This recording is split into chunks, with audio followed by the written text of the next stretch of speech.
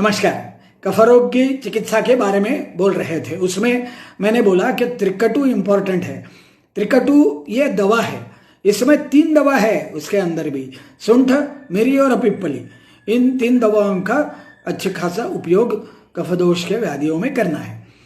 दूसरी बात, यह उष्ण और तीक्ष्ण है, इसलिए गाढ़ा और चिकना या शीतल चीज़ों को वो काट डालेगी। कफ के गुण है ना वो, तो वो काट डालेगी, अच्छी तरह से फायदा होगा। इस त्रिकटु के उपयोग से बहुत सारी दवाइयाँ भी आयुर्वेद ने बनाई है, जिसमें है त्रिभुवन कीर्ति, जिसमें है कफ कुठार रस, जिसमें है सोवासव, जिसमें है कनकासव।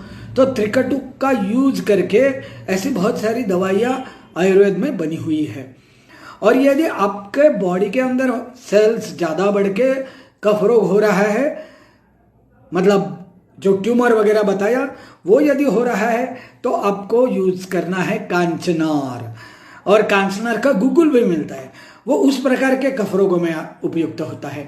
और मेद जहाँ बढ़ेगा उस प्रकार के कफ रोगों में उपयुक्त होगा त्रिफला के साथ गुगुलू, मतलब त्रिफला गुगुलू।